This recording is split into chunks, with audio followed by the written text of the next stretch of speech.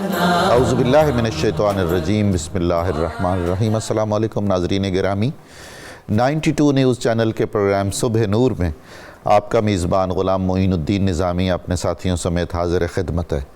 حضرت ابو انیس محمد برکت علی رحمہ اللہ تعالیٰ کی تالیف اسماء النبی الکریم سے سرور دو جہاں صلی اللہ علیہ وآلہ وسلم کا ایک اسم مبارک پڑھنے اور سننے کی سعادت حاصل کرتے ہیں۔ سیدنا المنصف صلی اللہ علیہ وآلہ وسلم، ہمارے سردار انصاف فرمانے والے، درود و سلام بھیجے اللہ تعالیٰ آپ پر، آپ کی آل پاک پر اور آپ کے صحابہ کرام رضوان اللہ تعالیٰ علیہم اجمعین پر۔ حضور نبی کریم صلی اللہ علیہ وآلہ وسلم نے ارشاد آیا، قیامت کے دن اللہ تعالیٰ 7 لوگوں کو اپنے سائے میں رکھے گا جس دن کسی کو کوئی سایہ نہیں ملے گا۔ ان 7 لوگوں میں سب سے پہلا شخص وہ ہوگا جو اپنے اہل و عیال کے ساتھ اور قوم کے ساتھ عدل و انصاف کرتا ہوگا۔ یہ حدیث مبارکہ صحیح بخاری شریف میں آئی ہے۔ ہمارا آج کا موضوع بہت ہی محترم ناظرین خواجہ نظام الملک طوسی رحمۃ اللہ علیہ ہے۔ یہ تاریخ اسلام کے عظیم ترین وزیروں میں سے ہیں۔ ہمارے تہذیبی، ثقافتی، علمی، تعلیمی مربی ہیں اور محسن ہیں۔ ان کی خدمات پر ہمیں یہ اعزاز حاصل ہو رہا ہے کہ ہم پہلی بار ایک مکمل پروگرام کر رہے ہیں، اس لیے کہ ان کی شخصیت کی اتنی جہتیں ہیں اور ان کی اتنی خدمات ہیں تاریخ اسلام میں کہ انہیں جتنا بھی خراج تحسین پیش کیا جائے کم ہے۔ اور یہ اس لیے بھی ضروری ہے ان کا ذکر کہ اس سے بہت سارے لوگوں کو حوصلہ افزائی ہوگی نیکی کے رستے پہ چلنے کی، اور ہمیں یہ بھی دیکھنا ہوگا کہ تاریخ اسلام کے دامن میں کیسے کیسے گوہر تابدار ہیں۔ مغربی مورخین نے بھی کہا ہے کہ تاریخ اسلام میں جو عظیم ترین چمکدار ہیرے ہیں، خواجہ نظام الملک طوسی ان میں سے ایک ہیرا ہے۔ طوس موجودہ ایران میں مشہد کے نواح میں ایک گاؤں ہے، وہاں کے آپ رہنے والے تھے۔ اور طوس کی شان بھی دیکھیے، شاعر پیدا ہوا تو فردوسی، وزیر اور مشیر اور مدبر پیدا ہوا تو نظام الملک، اور اگر عالم دین، فقیہ اور صوفی باصفا پیدا ہوئے تو امام محمد غزالی اور امام احمد غزالی کہلائے۔ یہ سارے طوس کے رہنے والے تھے۔ یہ بہت ہی علمی گھرانے سے تعلق رکھتے تھے۔ انہوں نے بہت ہی محنت، ریاضت اور لگن سے تعلیم حاصل کی۔ قریبی قصبہ جو بہت عظیم الشان مرکز تھا اس وقت علم و ادب و فن کا اور روحانیت کا، اس کا نام ہے نیشا پور میں تعلیم پائی۔ غزنوی دور اپنے آخری دموں پر تھا تو اس میں انہوں نے سرکاری ملازمت اختیار کی کیونکہ ان کے والد بھی سرکاری ملازم رہے تھے۔ اس کے بہت جلد بعد سلجوقی برسر اقتدار آئے۔ سلجوقی ناظرین محترم تاریخ اسلام کے باشکوہ ترین حکمرانوں میں سے ہیں، مضبوط ترین حکمرانوں میں سے ہیں، جن کی حدود سلطنت بھی بہت وسیع تھی اور جن کا نظام حکومت بھی بہت ہی قابل تعریف تھا۔ جب ایران سے سلجوقیوں کی حکومت ختم ہو گئی تو پھر ان کی ایک شاخ نے روم کے علاقے میں اپنی حکومت قائم کی، جن کو سلاجقہ روم کے نام سے ہم یاد کرتے ہیں، اور اس پر بہت کتابیں لکھی گئی ہیں۔ ان میں ایسے ایسے نام ہیں ان بادشاہوں کے۔ اب راز کی بات یہ ہے کہ ان کی ساری کامیابیوں کے پیچھے خواجہ نظام الملک طوسی کا ہاتھ ہے، جو 30 سال وزیر اعظم رہے دولت سلجوقیہ کے، دنیا کی عظیم ترین اسلامی حکومت کے بے شرکت غیر وزیر اعظم، صاحب اختیار وزیر اعظم۔ کہا جاتا ہے کہ اگر نظام الملک طوسی کی قیادت، دانشمندی اور تدبیر اور مشاورت حاصل نہ ہوتی تو سلجوقیوں کو وہ کامیابیاں نہ ملتیں جو تاریخ میں انہیں ملی ہیں۔ الپ ارسلان سلجوقی نے انہیں وزیر اعظم بنایا، اور اس کے بعد جتنے بھی مقتدر ترین حکمران آئے سلجوقیوں میں، وہ ملک شاہ ہوں یا سلطان سنجر ہوں، ان سب نے انہیں وزیر اعظم کے عہدے پر بحال رکھا۔ 30 سال اتنی وسیع و عریض سلطنت میں انہوں نے جو نظام حکومت قائم کیا، اس سے اندازہ ہوتا ہے کہ اللہ تعالیٰ نے انہیں کیسی صلاحیتیں عطا کر رکھی تھیں۔ یہ مصنف بھی تھے، ان کی ایک کتاب سیاست نامہ ہے اور ایک کتاب وصایا کے نام سے ہے جس کا عرف ہے دستور الوزراء۔ سیاست نامہ فارسی ادب کی تو بہت اہم کتاب ہے ہی، اسلامی نظام سیاسیات کی بھی بہت اہم کتاب ہے، اور یہ میں اس لیے ریکمینڈ کرتا ہوں اس کو پڑھنا۔ اس کا اردو ترجمہ بھی ہے، انگریزی ترجمہ بھی ہے اور کئی زبانوں میں اس کے تراجم ہیں، کہ ہمیں یہ دیکھنا ہے کہ مشرق اور مغرب کے اصول سیاست کس قدر مختلف ہیں۔ مشرق کے اصول سیاست کی بنیاد اخلاقیات پر ہے اور مغرب کے اصول سیاست کی بنیاد مفاد پرستی پر ہے اور موقع پرستی پر ہے۔ مغرب میں اپنے شہزادوں اور وزیروں اور بادشاہوں کی تربیت کے لیے جتنا لٹریچر موجود ہے اس کی بدترین ایک قسم پرنس نامی کتاب ہے میکیاولی کی لکھی ہوئی، اور ادھر سیاست نامہ۔ یہ حافظ قرآن بھی تھے، فقہ اور حدیث سے بڑی دلچسپی رکھتے تھے، اکابر علماء اور مشائخ سے قریبی روابط تھے ان کے، اور ان کا ایک امتیاز جو انہیں ہمیشہ زندہ رکھے گا، انہوں نے تاریخ اسلام کی پہلی باضابطہ شاندار جدید یونیورسٹی قائم کی جس کا نام نظامیہ تھا بغداد میں، اور پھر ایک چین ان سکولوں اور کالجوں اور یونیورسٹی کی انہوں نے اپنے پوری سلطنت میں قائم کی، اور اس سے بڑے بڑے علماء وابستہ رہے، بڑے بڑے مشائخ وابستہ رہے بطور استاد بھی اور بطور شاگرد بھی۔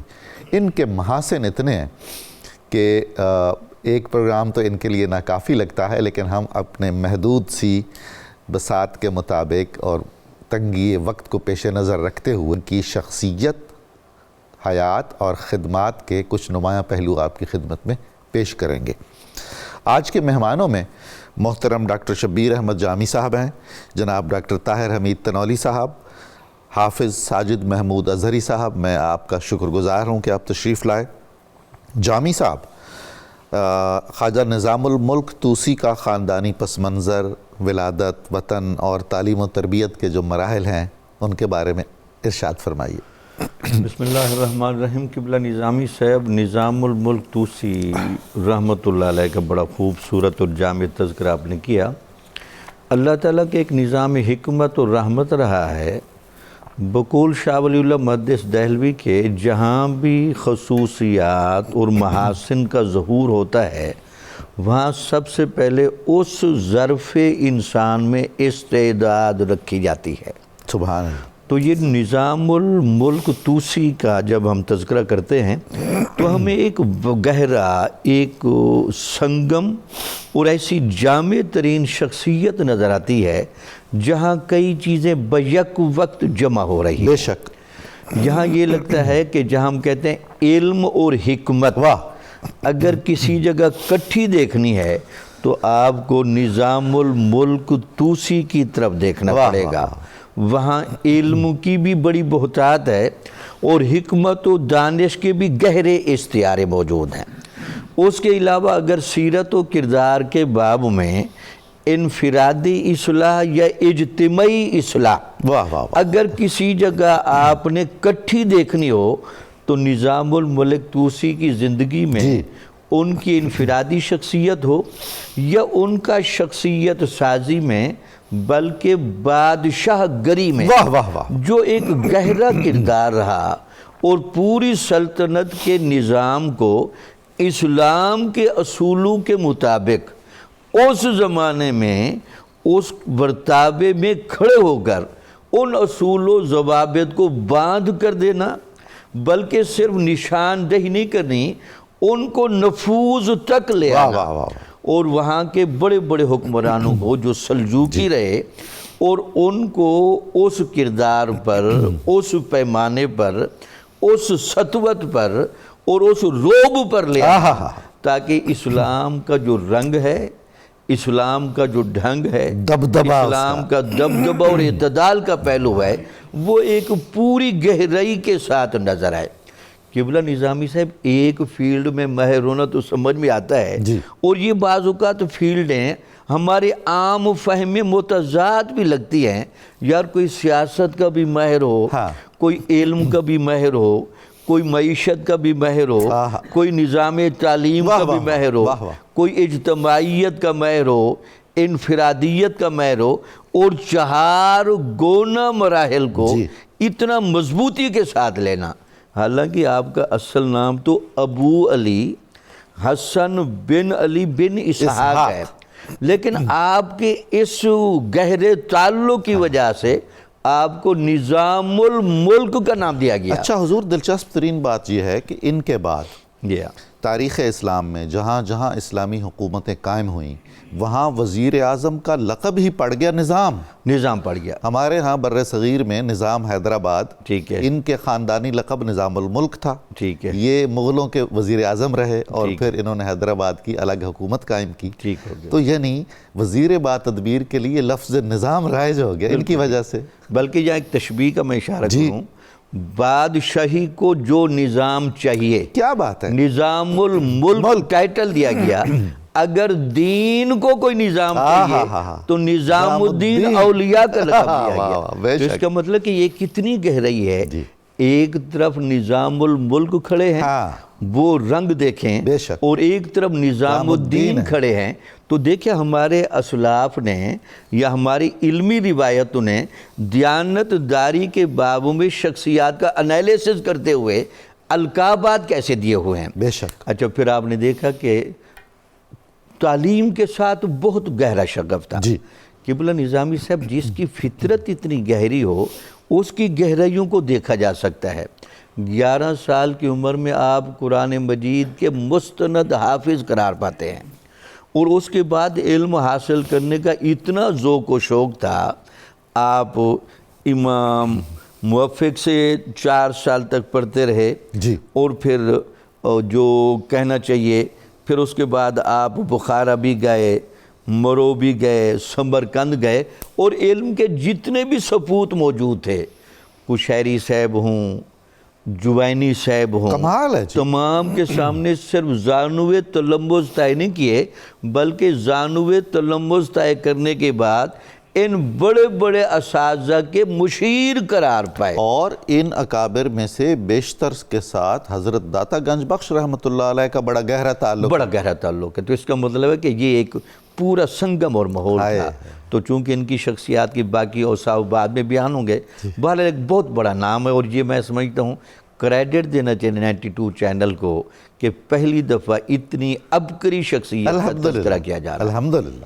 جناب تنولی صاحب، ایک شاعر نے بڑا کمال کا شعر کہہ رکھا ہے، ہر دبیر و شاعر و مفتی کہ او توسی بود، چون نظام الملک و غزالی و فردوسی بود. کیا بات ہے. اگر کوئی وزیر ہوتا ہے توس کا، کوئی شاعر ہوتا ہے، کوئی مفتی ہوتا ہے، تو پھر اس کی شان یہ ہوتی ہے کہ وزیر ہو تو نظام الملک جیسا، شاعر ہو تو فردوسی جیسا، اور اگر مفتی ہو تو امام محمد غزالی جیسا. تو خواجہ نظام الملک توسی نے حصول علم کے لیے جو اسفار کیے، جہاں جہاں زانوِ تلمذ طے کیا، علمی زندگی اور کامیابیوں کا ایک سفر طویل، ارشاد کیجیے. جی ڈاکٹر صاحب بہت شکریہ. بالکل حضرت نظام الملک توسی کا آج ہم تذکرہ کر رہے ہیں. بہت بڑی شخصیت ہیں، اور توس شاید سرزمین ہی ایسی ہے کہ اس نے مختلف میادین کے حوالے سے مردم خیز خطہ ہے، اور جو شخصیات پیدا کی ہیں وہ تاریخ ساز شخصیات ہیں.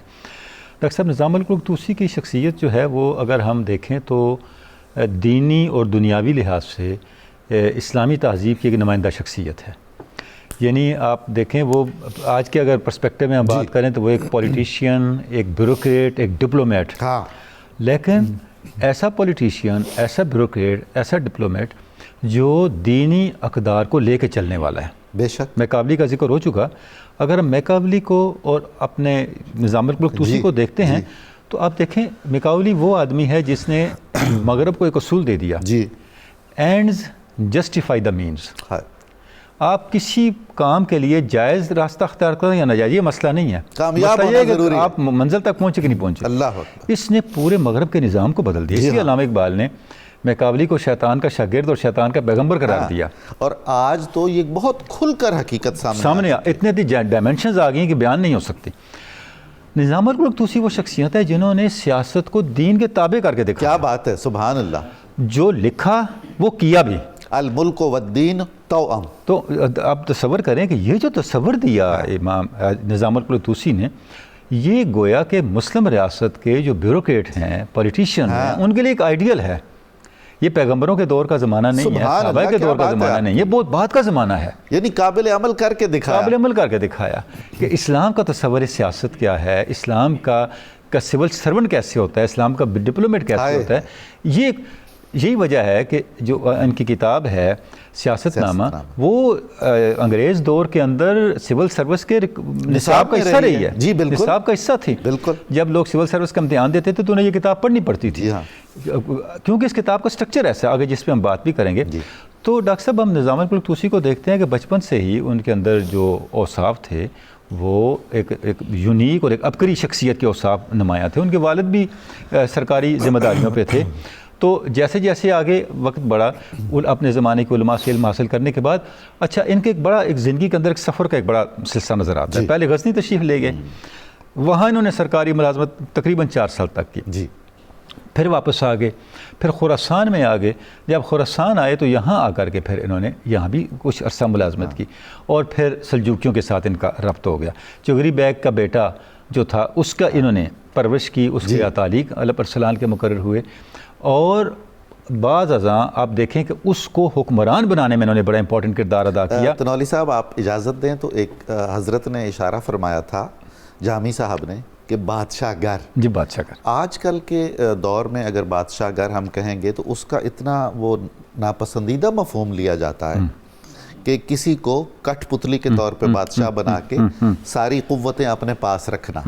یہ ویسے بادشاہ گر نہیں تھے، ٹھیک ہے، یہ مربی تھے ڈاکٹر صاحب. اور باقاعدہ مقتدر بادشاہ بناتے تھے. دو طرح سے ایک تو جس طرف آپ نے اشارہ فرمایا وہ تربیت ایسی کرتے تھے کہ اس کا جو حکمرانی کے جوہر ہوتے تھے وہ نکھر کے سامنے آ جاتے تھے. دوسری بات یہ ہے، آپ دیکھیں چغری بیگ کا انتقال ہوا تو ایوان ہائے اختیار اقتدار میں سازشیں شروع ہو گئیں. جی ہاں، ان سازشوں کا خاتمہ اپنی حکمت سے نظام الملک طوسی نے کیا.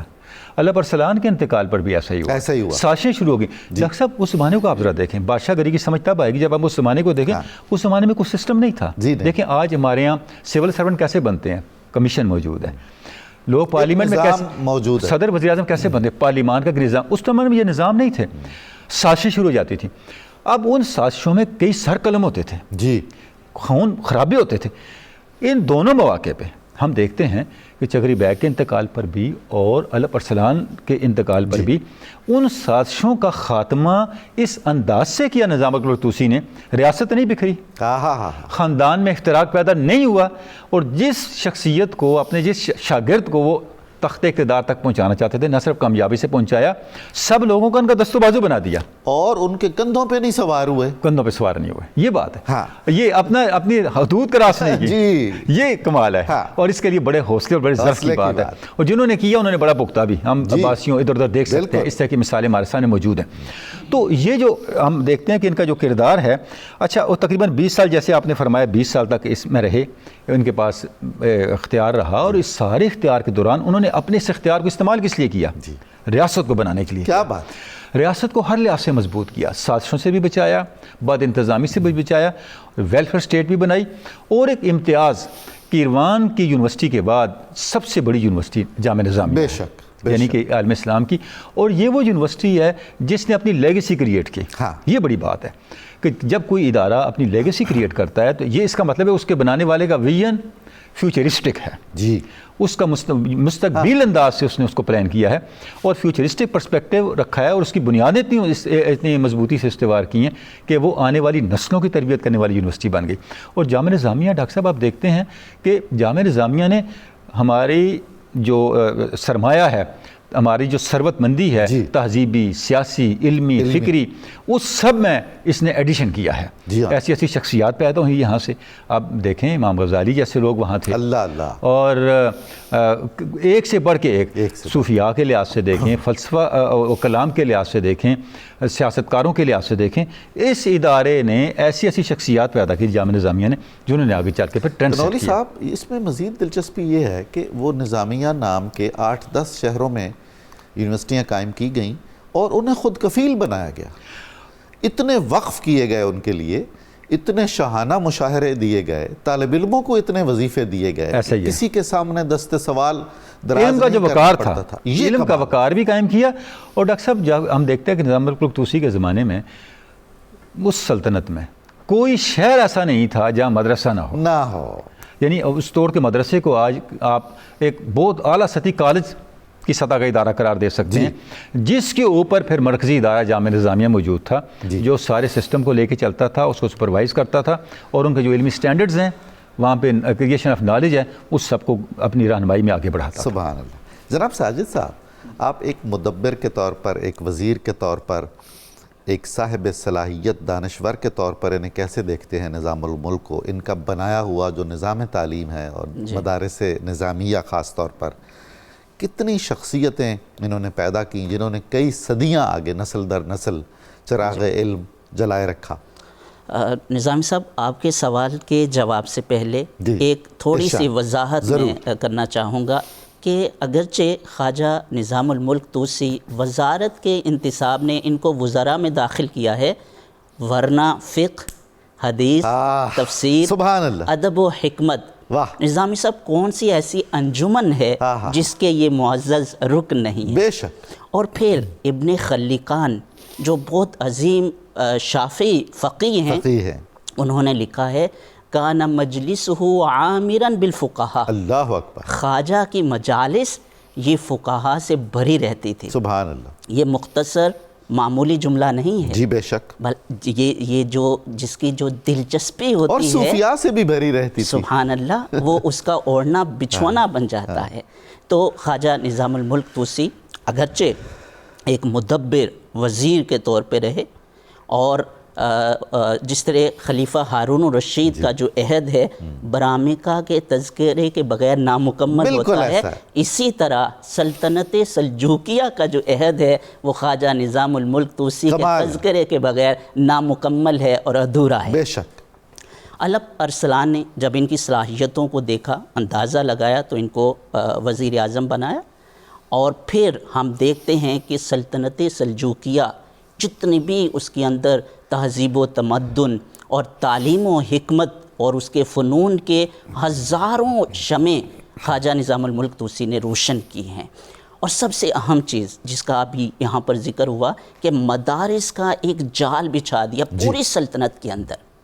اور کتنی اہم بات ہے نظامی صاحب کہ سلطنت کا جو ٹوٹل جی ڈی پی کا 10واں حصہ تعلیم پہ خرچ ہوتا تھا. کیا بات. اور جب ہم یہ 10واں حصہ کہتے ہیں تو ہم کسی ملک کی جی ڈی پی کی بات نہیں کر رہے، ایک سلطنت کی بات کر رہے ہیں. اور اس کی وسعت کا اندازہ لگائیے سلطنت سلجوکیہ. اور یہ آج کل کے ترقی یافتہ ممالک کا جو بجٹ ہوتا ہے تعلیم کے لیے اس سے زیادہ ہے، اس سے بہت زیادہ بنتا ہے. اس کا اندازہ صرف یہاں سے بھی لگا سکتے ہیں کہ اس کی حدود دیکھیے. سلطنت سلجوکیہ کی مشرق سے چین اور مغرب میں جو شام اور جنوب میں خلیج فارس تک اس کی حدود جو ہے وہ پھیلی ہوئی. 7-8 ملک اس حصے میں ہیں، سلطنت میں شامل ہیں.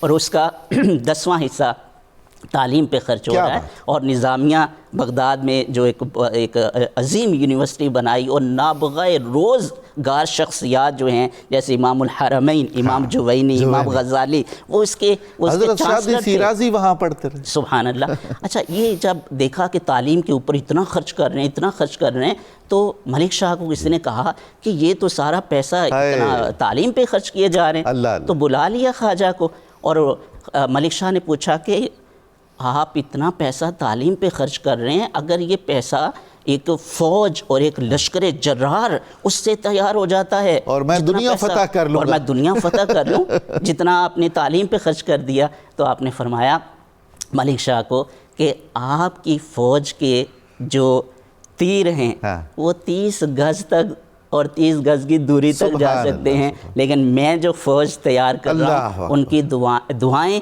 آسمانوں کی بلندیوں تک سبحان اللہ. سبحان اللہ. کیا بات. اور پھر پوری آپ کی سلطنت کی جو بقا ہے یہ تعلیم کے مرہون منت. کیا بات. اور جتنی بھی ترقی ہے، خوشحالی ہے، وہ تعلیم کے بغیر ہی ممکن ہے. اور اس کا اندازہ آج کے دور میں بھی ہمیں ہوتا ہے کہ جس قوم نے بھی نظامی صاحب ترقی کی ہے دنیا کے اندر وہ تعلیم کے ذریعے سے ہی کی ہے. پھر جب ہم تعلیم کے راہ پہ ہوتے ہیں تو آپ دیکھیں کہ کیسی انوویشن اور ایڈیشن ان نالج ہوتا ہے. عمر خیام کے ذریعے سے ایک جلالی کیلنڈر خواجہ نظام الملک طوسی نے بنایا، اور انہوں نے عمر خیام ایک ان کے بارے میں تو رباعیات وہ تو ایک ہے ہی ایک عظیم شاعر، علمی حیثیت مسلم ہے، بالکل فلاسفر ہیں اور سائنٹسٹ ہیں، اور انہوں نے اپنی رصد گاہ میں تحقیق کے ذریعے سے ایک کیلنڈر بنایا جس کو جلالی کیلنڈر کا نام دیا گیا۔ انہوں نے تحقیق یہ کی کہ زمین سورج کے گرد جو اپنا چکر ہے وہ 365 دنوں میں پورا کرتی ہے، اور ان کی جو پیمائش تھی عمر خیام کی اس کیلنڈر میں 5500 سالوں میں 1 گھنٹے کی غلطی کی گنجائش ہے۔ اللہ اکبر۔ لیکن جو گریگورین کیلنڈر ہے اس میں 3300 سالوں میں پورے 1 دن کی غلطی کی گنجائش۔ آپ دیکھیں کہ جب ہم علم کی راہ پر تھے نظامی صاحب، تعلیم کی راہ پر تھے، کیسے کیسے ہم نے انوویشن دی ہیں اور اس پوری دنیا کو ترقی کی راہ پر گامزن کیا ہے۔ پھر سیاست نامہ کے اوپر بات ہوئی کہ خواجہ نظام الملک طوسی نے جو کتاب اتنی نہایت بیش قیمت کتاب ہے، اور آج کے حکمرانوں کو بھی خاص طور پر پاکستان کے حکمرانوں کو اس کتاب کا مطالعہ کرنے کی ضرورت ہے۔ 50 ابواب پر مشتمل یہ کتاب ہے، اور پھر آپ نے 1 سال کے بعد 11 ابواب کا اور اضافہ کیا اس کے اندر۔ تو انتظامی حکومت کو کس طریقے سے چلانا ہے، اور اس کو جو آپ کی پالیسیز ہیں اس کو حکومت اور عوام کے مفاد کے لیے کیسے بنانا ہے، وہ سارے طریقے، وہ سارے اصول آپ نے اپنی کتاب سیاست نامہ میں لکھے، اور اپنے بیٹے کے لیے بھی یہ کتاب لکھی جس کو انہوں نے دستور الوزراء کا نام دیا۔ بہت شکریہ۔ ناظرین مکرم، آپ اور ہم مل کر درود پاک سننے کی سعادت حاصل کرتے ہیں۔ ایک مختصر سا وقفہ ہے، بہت جلد دوبارہ حاضر خدمت ہوتے ہیں۔ آپ ہمارے ساتھ رہیں گے، خواجہ نظام الملک طوسی کا یہ خوبصورت تذکرہ جاری رہے گا۔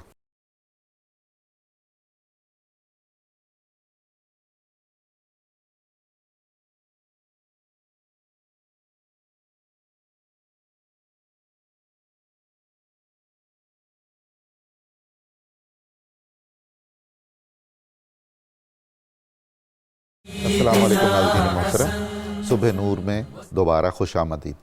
ہم آج عالم اسلام کے عظیم ترین ایک وزیر خواجہ نظام الملک طوسی رحمۃ اللہ تعالی علیہ کے بارے میں بات چیت کر رہے ہیں۔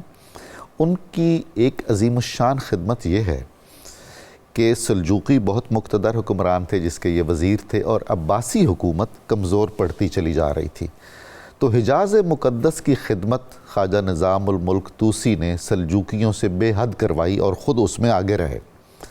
دونوں مقامات مقدسہ پر مکہ مکرمہ اور مدینہ منورہ میں ان کا ہمیشہ یہ دستور رہا 30 برس کہ کوئی حاجی یا کوئی زائر فوت ہو گیا ہے تو اس کی تجہیز و تکفین سلجوقیوں کی طرف سے خواجہ نظام الملک طوسی کی طرف سے ہوا کرتی تھی۔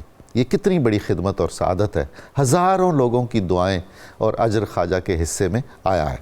جناب جامی صاحب، خواجہ نظام کی انتظامی اور عسکری جو خصوصیات ہیں اور اخلاق و کردار، جود و سخا، عفو و درگزر، بالکل ایسا لگتا ہے جیسے ولیوں جیسی صفتیں ہیں، غریب پروری اور بہترین مشاورت کی صلاحیت۔ ارشاد کیجیے۔ بسم اللہ الرحمن الرحیم۔ قبلہ نظامی صاحب، نظام الملک طوسی رحمۃ اللہ علیہ کی جو خصوصیات کا ہم تذکرہ کر رہے ہیں، میں آپ کی اجازت سے ذرا ایک تھوڑا سا اشارہ کروں ضرور، کہ یہ شخصیت سازی کا یہ رنگ پیدا کیسے ہوتا ہے۔ اگر کوئی آج بھی کہتا ہے کہ جو ان میں خصوصیات تھیں، ہمیشہ یاد رکھیں قرآن مجید نے اس بات کو بڑا ڈیٹیل سے بیان کی ہے۔ 4 چیزیں اگر کسی بندے میں بیک وقت جمع ہو جائے نا، پہلی ہے تلاوت آیات، دوسری ہے تزکیہ نفس، سبحان اللہ، اور تیسرا ہے تدبر کتاب، اللہ، اور چوتھی ہے حکمت۔ 4 چیزیں جو بندہ اپنے اندر ڈیویلپ کر لے، وہ انفرادی اعتبار سے اور اجتماعی اعتبار سے ایک مینارہ نور بن کے سامنے آتا ہے۔ سبحان اللہ۔ تو یہی وجہ تھی کہ جب ہم ان کی سوانح حیات پڑھتے ہیں اور ان کی شخصیت کے وہ ذرائع پڑھتے ہیں، ہمیں ان 4 پر ان کی مسلسل محنت نظر آتی ہے۔ ذاتی کردار میں آپ ان کے اندازہ لگائیں، باجماعت نماز کے اتنے زیادہ پابند تھے، اور نماز کے اثرات کے بارے میں اگر قرآن مجید سے ہم پوچھیں، ان الصلاۃ تنہی عن الفحشاء والمنکر، فحش و منکر کی وہ تمام صلاحیتیں جو بندے کو بگاڑتی ہیں، نماز ان کا گلا گونٹ دیتی ہے۔ کیا بات ہے، تو یہ بھی آپ کے اندر بڑا رنگ تھا۔ پھر قرآن مجید کی تلاوت کا نہ صرف شغف تھا بلکہ اس میں تدبر کی اتنی بڑی کیفیت تھی، اکثر مجالس میں وہ قرآن کی آیات کا تدبر کی بحثیں کرتے تھے۔ سبحان اللہ، سبحان۔ اور اس کے علاوہ تزکیہ نفس کی اتنی کیفیت تھی کہ اپنے ذاتی کردار پر اور خواہشات پر اتنی زیادہ گرفت تھی، کسی نے ان کو اشتعال میں نہیں دیکھا، بے لگام نہیں ہوئے، جذباتی پن میں نہیں دیکھا، بے لگام نہیں ہوئے، اللہ اکبر، دائرہ شریعت سے باہر نہیں گئے۔ ہمیشہ اس سارے ماحول کو قبلہ نظامی صاحب، جو بندہ اپنے اس وجود کو نہیں باندھ سکتا نا، وہ اجتماعی ماحول میں کارگر نہیں ہو سکتا۔ خارج کا سارا ماحول ہمارے ذہن و قلب کی کیفیات کا تابع ہے، بے شک۔ اسی لیے تو انسان کو خلیفہ بنایا گیا کہ انسان کے صرف ظاہری وجود کو نہ دیکھنا، اس کو قلب و روح کی صلاحیتوں کو دیکھنا، اس کو اگر یہ قابو کر گیا تو یہ پھر اپنے زمانے کا بہت ہیرو بنے گا۔ بے شک۔ یہی وجہ تھی جتنے بھی عسکری معاملات ہیں، اور آپ حیرانوں کے عسکری معاملات میں تلوار نہیں چلتی نظر آتی بلکہ اصول کی اتنی گرفت تھی، کمال ہے، اور روب اتنا تھا، واہ واہ واہ، اور ڈسکشن کے زور پر اور مکالمے کے زور پر اور باہم مذاکرے کے زور پر یہ ساری مجلس کو گرویدہ کر لیتے، اور عدل اور انصاف، عدل و انصاف کے وہ سارے پیمانے ملحوظ خاطر تھے۔ پھر اس کے بعد دیکھیں روزوں کے بڑے پابند تھے، جمعرات اور جمعہ کا باقاعدہ روزہ رکھنا۔ سبحان اللہ، کمال قبلہ ہے۔ نظامی صاحب کہنے کو تو عام جملہ ہے، فقہا میں مرجع بننا اور صوفیاء میں مرجع بننا، بے شک، یہ عام بات نہیں ہے۔ مولویوں کو قابو کرنا کوئی عام کام نہیں ہے، جن کی نصوص پر نظر ہوتی ہے، اور یہ تو اماموں کو اس قابو زمانے کے علماء جن میں ایک ایک بندہ درجہ امامت پر ہے، اور ان کو مجلس میں جا کر بیٹھنا یا وہ ان کی مجلس میں آ کر بیٹھیں، وہاں کوئی نظام الملک صاحب، ملک صاحب عام بندے کے طور پر نہیں، ایک باقاعدہ معتمد بندے کے طور پر، مستند بندے کے طور پر نظر آتے ہیں۔ تو اس کی وجہ یہ تھی کہ عسکری معاملات ہوں، انتظامی معاملات ہوں، یہ ساری چیزیں ہماری عقل اور قلب کی اعتدال پر مبنی صلاحیت، اس کو اگر کوئی بندہ کرنے پر قابو، یہاں اگر میں مثال دے دوں، پاکستان کا قیام قائد اعظم اور علامہ اقبال کے سر پر کیوں ہے؟ چونکہ قائد اعظم ہوں یا علامہ اقبال ہوں، یہ قلب و ذہن کے ان اصولوں کے ماہر ہیں، جہاں انگریز کو بھی پیچھے ہٹنا پڑا، ہندوؤں کو مجبور ہونا پڑا، اور مسلمانوں کو ایک الگ ریاست دینی پڑی۔ یہ تو ہمارے زمانے کے استعارے ہیں۔ بے شک۔ تو نظام الملک جس زمانے میں کھڑے تھے وہاں قد کاٹ کے لوگ بھی زیادہ تھے، بادشاہ بھی بڑے تھے، اور وہاں چیلنج بھی زیادہ تھے۔ اس تمام ماحول میں ایک توازن رکھ کے، ایک گہرا سنگم رکھ کے، بغیر انتشار میں ڈالے معاملات کو حل کر دینا، یہ اسلام کے اعتدال پسندی کا گہرا رنگ تھا۔ اچھا، فیاضی اتنی تھی اور درگزر اتنا زیادہ معاف کرتے تھے، حوصلے کی بات ہے۔ ہم تصوف چونکہ میں پڑھتا ہوں، کسی سے پوچھیں درگزر بندہ کون کرتا ہے، فیاضی کون کرتا ہے؟ جو حضور نبی اکرم صلی اللہ علیہ وسلم کے اس فرمان کو سامنے رکھتا ہے نا، جو چیز آپ اپنے لیے پسند کرتے ہیں، سبحان اللہ، اپنے بھائی کے لیے آپ پسند نہیں کرتے، تو آپ ایمان کے ذائقے سے محروم بیٹھے۔ تو دیکھیں نا، جنہوں نے ایمان کے ذائقے چکھے ہوئے ہیں، وہ بھائیوں کی ضروریات کو اپنی ضروریات پر مقدم سمجھتے ہیں۔ وہ اسوہ نبوی کا وہ سارا رنگ فقر محمدی رہا، لیکن بحر میں ہمیشہ فراخی رہی۔ کیا بات! تو وہ چیزیں ان کے بڑی پیش نظر ہوتی ہیں، اچھا، بلکہ ایسے ماحول پر بہت مسرور ہوتے ہیں، بہت خوش ہوتے ہیں، چونکہ ان کو پتہ ہے کہ ہم اسلام کا جو ایک رنگ ہے اس کو پریزنٹ بھی کر رہے ہیں اور اس معیار کو پورا کرتے ہوئے نظر آ رہے ہیں. واہ واہ سبحان اور غریب پروری اتنی زیادہ بہت. تو لگتا یہ تھا جہاں بھی جاتے تھے لوگ دیوانہ وار آ کر اپنے ذاتی مسائل, بالکل اجتماعی مسائل, انتظامی مسائل ان سے آ کے حل کرواتے تھے. حاتم زمانہ تھے نا جی. اور پھر یہ خوبی کی بات ہے کہ دین پر مستحکم تھے اور مسلکی تعصبات سے پاک تھے.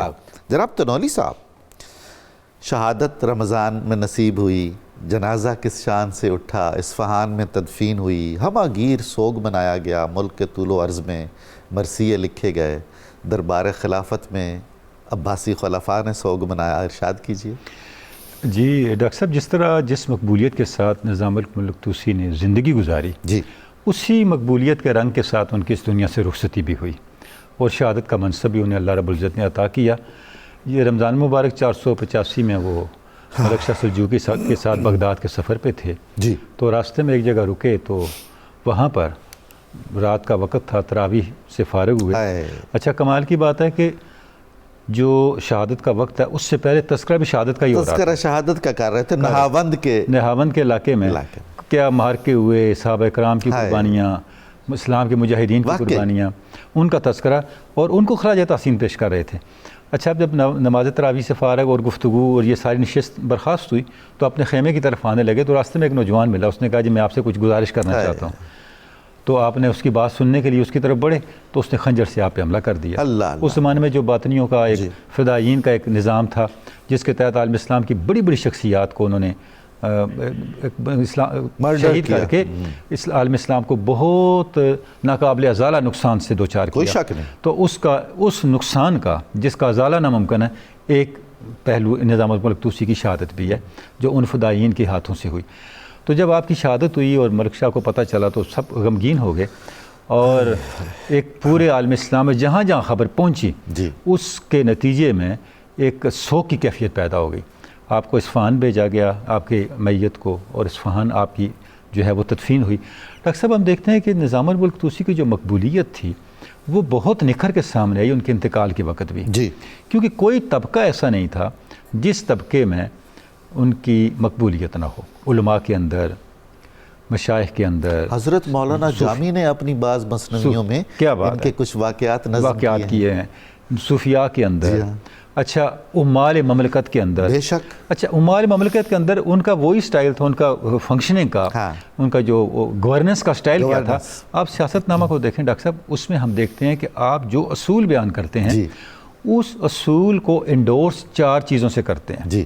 سب سے پہلے قرآن مجید کی آیات, پھر احادیث ہیں, پھر فقہ کے نظائر ہیں, اور کمال کی بات ہے اس کے بعد تاریخ سے واقعات لے کے آتے ہیں. اسی لیے کہتے ہیں نا کہ وہ تاریخ کا بھی بہت بڑا اہم سورس ہے. اچھا ڈاکٹر صاحب, پولیٹیکل فلسفی کی کسی کتاب میں تاریخ کے واقعات نہیں ہوتے. جی ہاں, آپ ارسطو سے شروع کر دیں, پولیٹیکا سے شروع کر دیں, انتہائی جس کو کہتے ہیں نا کھردرے انداز سے اور خشک انداز سے بات کی جاتی ہے.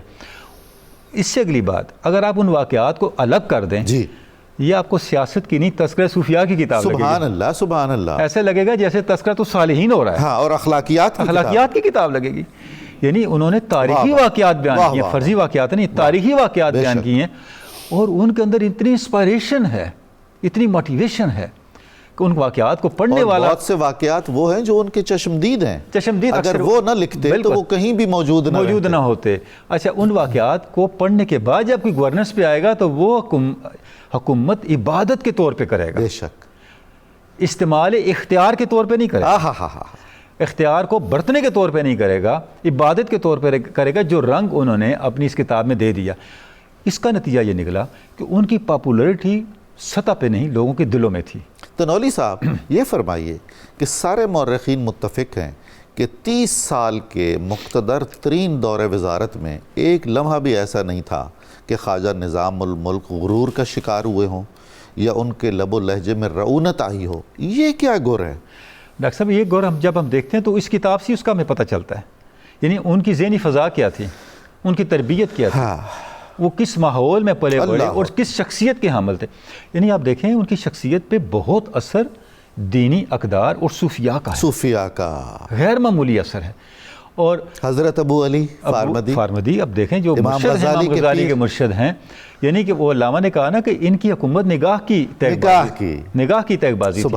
اور اب جب بغداد میں اطلاع پہنچی تو مقتدر باللہ نے اپنے وزیر امید الدولہ کو حکم دیا کہ تعزیت کے لیے بیٹھو، جس طرح خاندان کا بزرگ خاندان کی کسی شخصیت کے انتقال پہ تعزیت کے لیے بیٹھتا ہے۔ اور کتنے دن تک امید الدولہ جو وزیر مملکت تھے سلطنت عباسیہ کے، وہ تعزیت کے لیے بیٹھے، اور ہر شخص عامت الناس میں سے، علماء میں سے، عمائدین مملکت میں سے لوگ آتے، سفراء میں سے، اور آ کے تعزیت کرتے، ملک توسی کی تعزیت کرتے۔ گویا کہ پورے عالم اسلام کا نقصان قرار دیا، عباسیہ نے اسے اپنا نقصان سمجھا، اپنے گھر کی جو ہے وہ وفات سمجھی۔ تو یہ جو ایک مقبولیت ہے نظام الملک طوسی کی، ڈاکٹر صاحب اس سے ایک سبق بھی ملتا ہے کہ اصل اقتدار کس کو کہتے ہیں۔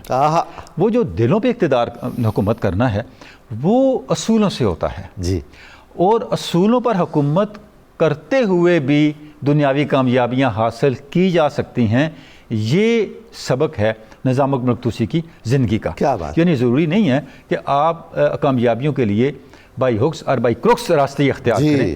اگر آپ میں بصیرت ہے، آپ میں حکمت ہے، اور آپ میں حوصلہ اور آپ کی تربیت اس طرح سے ہوئی ہے، تو آپ اصولوں کا تحفظ کرتے ہوئے اقدار عالیہ کا، جو دین کی ہماری اقدار ہیں، ان کو محفوظ رکھتے ہوئے بھی منزل تک پہنچ سکتے ہیں۔ اور ہماری تاریخ میں قائد اعظم کی زندگی ہمارے سامنے ہے کہ پوری زندگی میں ایک بھی پہلو ایسا نہیں ہے کہ آپ کے دشمنوں نے کہا کہ یہاں پہ جناح نے جو ہے وہ اصول کی وائلیشن کی ہے، بد عہدی کی ہے، یا اپنے عہد سے پھرا ہے۔ یہ ہماری خوش نصیبی ہے کہ اس ملک کی بنیاد اس قیادت کے ہاتھوں سے ہوئی ہے جس قیادت کی اصول پسندی کے دشمن بھی معترف ہیں۔ تو یہ ہماری تاریخ ہے، یہ ہماری تہذیب ہے کہ ہم نے اس سوسائٹی کو اس طرح سے بنانا ہے، دنیا کے سامنے اس طرح سے مثال قائم کرنی ہے کہ وہ اقدار عالیہ جو ہمارے دین نے ہمیں دی ہیں، جس میں انسانیت کا مستقبل ہے، ان اقدار کو کس طرح سے کنٹینیو کرتے ہوئے، پریزرو کرتے ہوئے ہم نے آگے اپنی سوسائٹی۔ سبحان اللہ، سبحان اللہ۔ جناب ساجد اظہری صاحب، خواجہ نظام الملک کی ازدواجی زندگی بڑی مبارک رہی، بڑا اچھا جوڑا تھا، اولاد اللہ تعالیٰ نے نیک عطا فرمائی، 10 بیٹے 1 بیٹی بیان کی جاتی ہے۔ ان کی آگے خدمات اور ان سے فیض پانے والوں کی آگے خدمات اور مجموعی طور پہ کیا تاثر اور پیغام آپ خواجہ کے حوالے سے دینا چاہیں گے؟ نظام صاحب، خواجہ نظام الملک طوسی، ان کی جو پہلی شادی ہے اس کی تفاصیل تو تاریخی روایات میں زیادہ نہیں ملتی ہیں، لیکن کامل اسیر کی روایت کے مطابق جب آپ چغری بیگ کے پاس آئے ہیں اس وقت ان کے 2 بیٹے تھے، ایک معید الملک عبید اللہ اور مظفر فخر الملک، یہ ان کے 2 بیٹے تھے۔ اور پھر آپ کی دوسری شادی کی تفاصیل تاریخ کی روایات میں موجود ہیں۔ ملکہ گرجیہ سے جب آپ کی شادی ہوئی تو کئی بیٹے ان سے پیدا ہوئے، 10 بیٹوں کا ناموں کے ساتھ ذکر ہے، لیکن مستند تاریخی روایات کے مطابق آپ کے 12 بیٹے تھے۔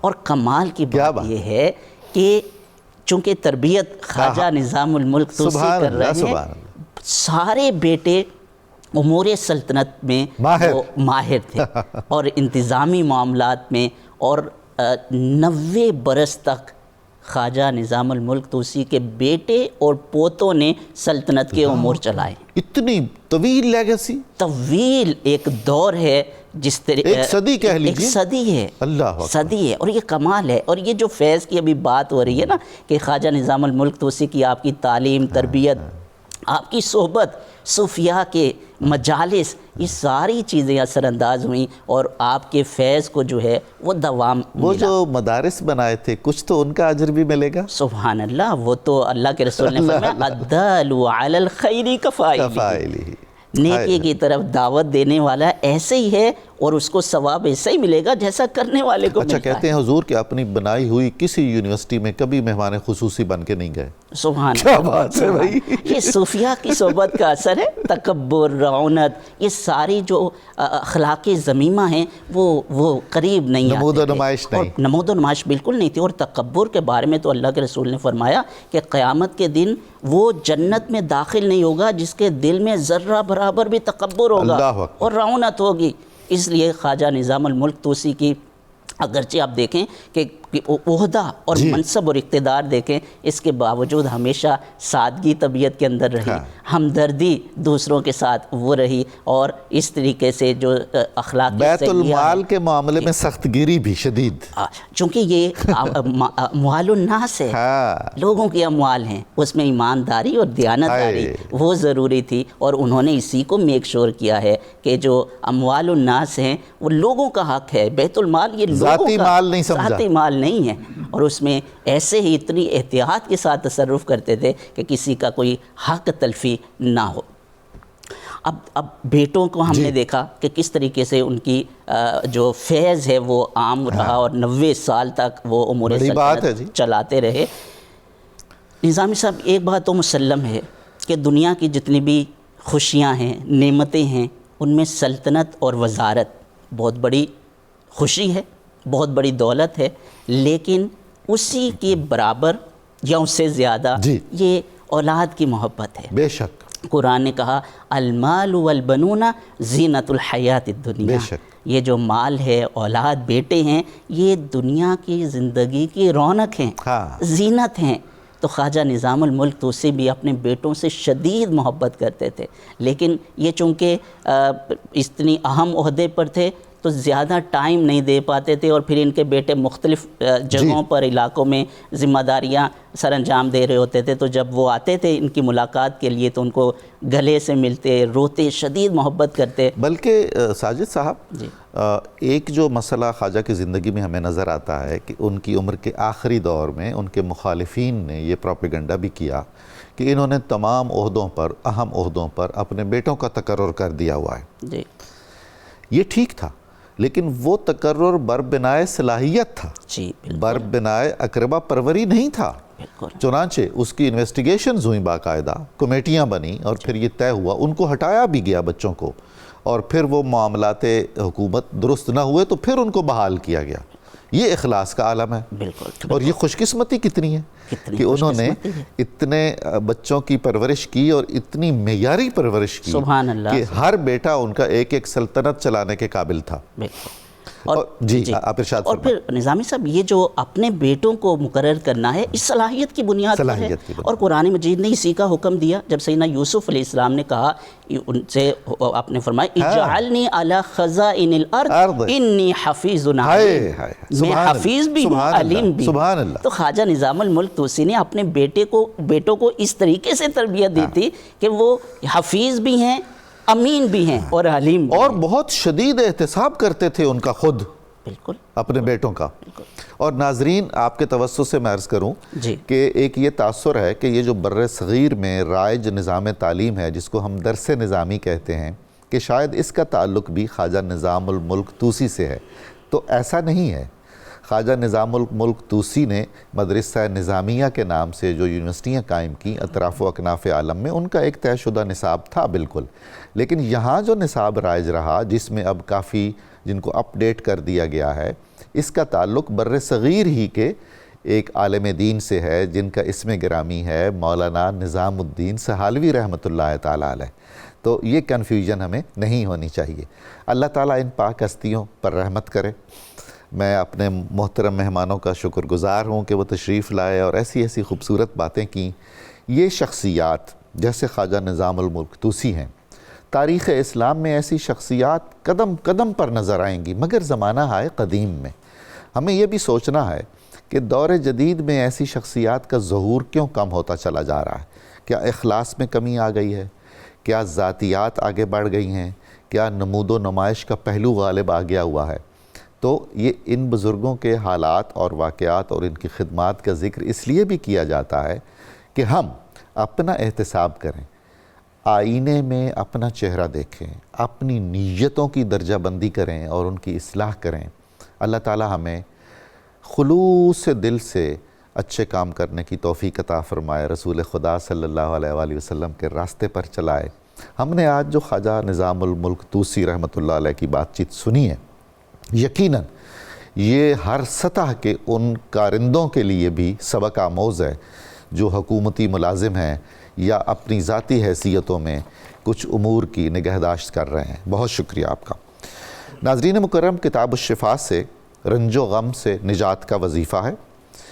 جو شخص نماز عشاء کے بعد سورہ یوسف کی آیت نمبر 68 روزانہ 300 مرتبہ، آیت نمبر 68 پڑھنے کا معمول بناتا ہے تو اللہ تعالیٰ اس کی ہر قسم کی فکر اور رنج و غم کو دور فرما دیتا ہے۔